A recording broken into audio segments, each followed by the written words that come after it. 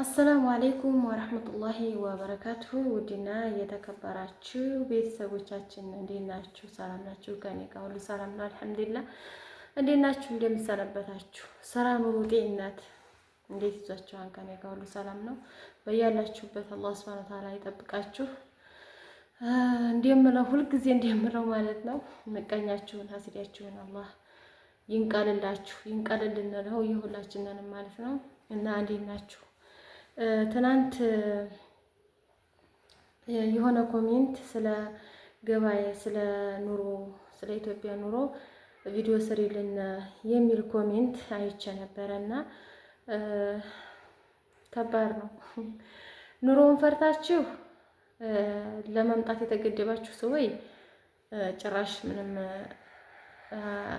አትምጡ የሚል ሀሳብ የለኝም። ለምን ኑሮውን ተፈርቶ እየዘገያችሁ በሄዳችሁ ቁጥር ብዙ ነገሮችን ልታጡ ትችላላችሁ። ምክንያቱም ኑሮ እንደ ሀገር ነው፣ የሀገር ኑሮ ነው እና እንደ ሀገር ይኖራል።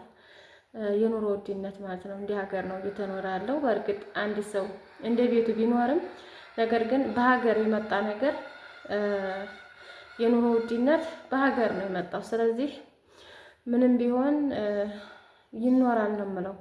ሀገር ኑሮውን ፈርታችሁ ላለመምጣት የተገደባችሁ ሰዎች ኖ ነው የምለው፣ ኖ። ምክንያቱም ብዙ ነገሮችን ታጣላችሁ። እድሜያችሁ ይሄዳል። አላገባችሁ ከሆነ የማግባችሁ የምታገቡበት ሰዓት ይሄዳል።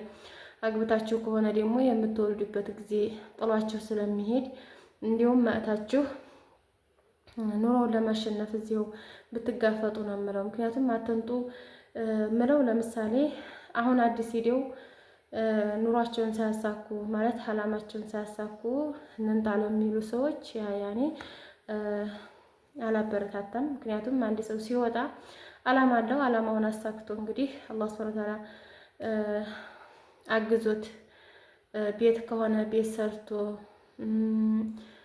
ብቻ የሆነ ፕላን አውጥተን ነው የምንሄደው። ስንሄድ ቤተሰብን ለመቀየር ይሆናል፣ ቤት ለመስራት ይሆናል፣ ቦታ ለመግዛት ይሆናል።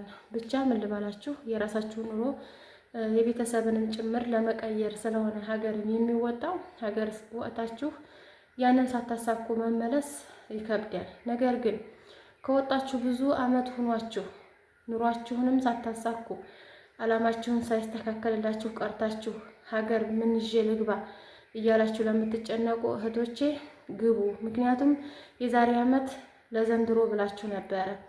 ዘንድሮም ያው ነው። እኔ ስላየሁት ነው።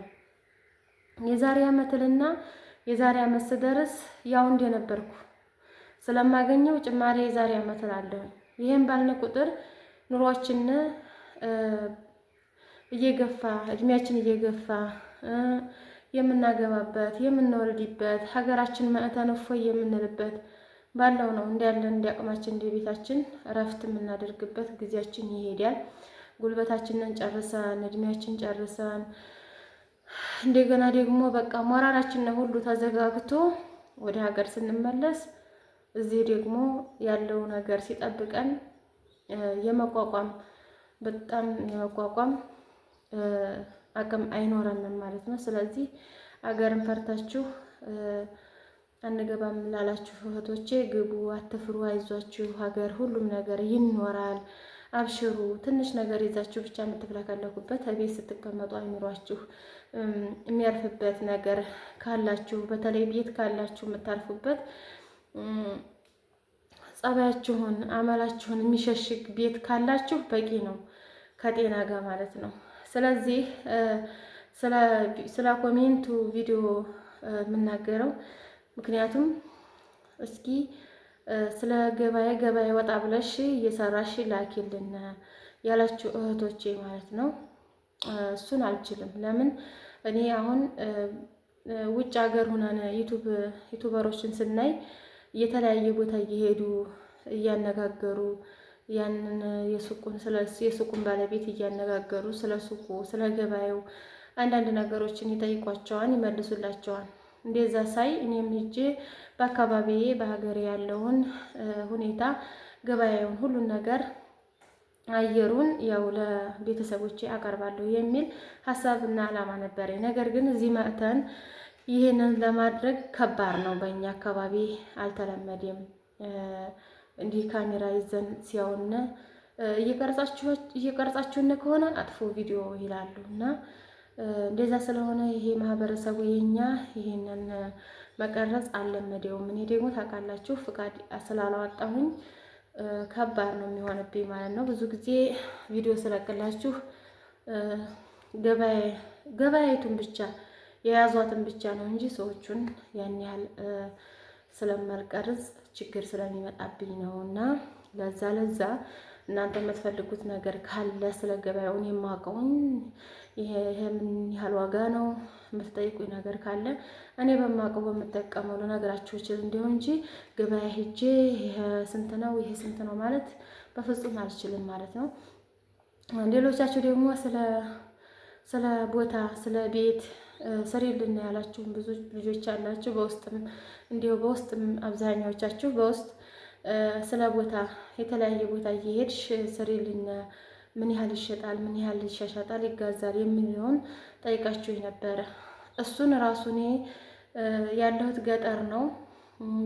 በዛ ላይ የሆነ ደላላ ጋራ ግንኙነት ያኔ ከሱ ጋር ተገናኝቼ ያለውን ነገር እሱ የሚሸጠውን አሁን ባለበት ሁኔታ እና ባለንበት አካባቢ እንዲነግረኝ ካልሆነ በስተቀር ዝም ብዬ ሂድት ብዬ ይሄ ቦታ ይሄን ያህል ነው፣ ይሄ ቦታ ይሄን ያህል ነው ልላችሁ አልችልም። ምክንያቱም ይሄኛው ትልቅ መረጃ ስለሆነ የተጣራ ነገር እና ትክክለኛውን ነገር ነው መሆን ያለበት ማለት ነው።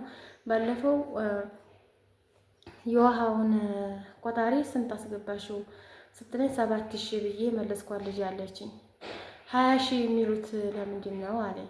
እንግዲህ 20,000 ምናልባት ሊሆን ይችላል እንደ አካባቢያችሁ ነው 20,000 ያለው። ምክንያቱም እኔ ተነ ማቴሪያሉ ነው ይሄንን ያልኳችሁ 7,000 የፈጀብኝ ማለት ነው። እና ቤተሰብ ሲሆን ወይ ደግሞ ወንድም ወይ ባል ሲሆን ትንሽ ጨመር አድርጎ ስለሚነግራችሁ ነው። እና እንግዲህ በየአካባቢያችሁ ይለያያል እላችሁ ፈልጌ ነው። በየአካባቢያችሁ የገበያው ወይም የኑሮ ሁኔታ ይለያያል። እና ውድ ቤተሰቦቼ ለማንኛውም ይህን ይመስል። እስኪ እናንተ እንዲሰራላችሁ የምትፈልጉት ነገር ወይ ደግሞ መጠየቅ የምትፈልጉት የገበያ ዋጋ እኔ በማውቀው ልነግራችሁ እችላለሁ። ለምሳሌ ልብስ፣ ጫማ፣ የተለያየ ጫማው ራሱ በተለያየ ነው ዲዛይኑ ምኑም ስለሚለያይ እንግዲህ ሁሉም ጫማ አንድ ነው ዋጋው ማለት አይቻልም።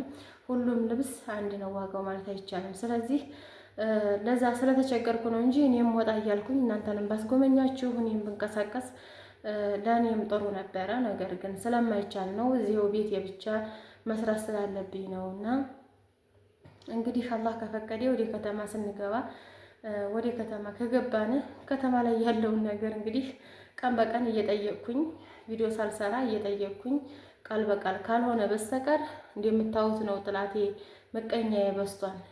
የሆነ አዲስ እናንተ የማታውቁት ያልሰማችሁት ነገር ሲኖር እንዲህ ነው ስል አፋፌን የሚለኝ ብዙ ስለሆነ የራሴን እንዲሁ እየቀረጽኩ መለቅላችሁ። የኔ ቪዲዮ አውቃለሁኝ አዝናኝ አይደለም፣ አስቂኝ አይደለም፣ አስተማሪም ላይሆን ይችላል። ግን እናንተ እኔን ለመርዳት እስከሆነ ድረስ እናንተ እኔን ለማገዝ እስከሆነ ድረስ ዝም ብዬ የምለቀውን ቪዲዮ ላይክ፣ ሸር፣ ሰብስክራይብ እያደረጋችሁ ያው አበረታቱኝ ነው የምለው። ምክንያቱም ወጥቼ ለመስራት እድሉም ቻንሱም የለኝም። አይዲያ ደግሞ ወጣ ብላችሁ አዲስ ነገር ስታዩ ነው ያንን ያያችሁት ነገር ዩቲዩብ ላይ መጥታችሁ ስትፖስቱ እንደምታዩት ነው። በሌላ አካባቢ አሁን ስለዚህ ስለ አዲስ ታሪክ ሲወራ እንዲሁም አነጋጋሪ ሆኖ ወይ ደግሞ በጣም አጅብ ተብሎ ይታያል። የኛ ግን እንደምታዩት ነው። ማህበረሰቡ ስላለመደው የሆነ አዲስ ነገር በአካባቢው የተፈጠረ ነገር ሁሉም ሰው የሚያውቀው አካባቢ ሀገር የሚያውቀው ነገር ሆኖ ነገር ግን በዚህ በሚዲያ ላይ ሲቀርብ በጣም ነው የሚያናድዳቸው። እና ይሄ እንግዲህ በእነሱ አልፈርድም፣ በእኛ አካባቢ ስላልተለመደ ነው ብዬ ነው የማስበው። እንግዲህ ውድ ቤተሰቦቼ የምታግዙኝ ቪዲዮዬን ጨርሳችሁ በማየት ነው። ሌላ ምንም ነገር የለውም። ምክንያቱም ወጥቼ እንዳልሰራ ነገራችኋለሁ ችግሩን ማለት ነው።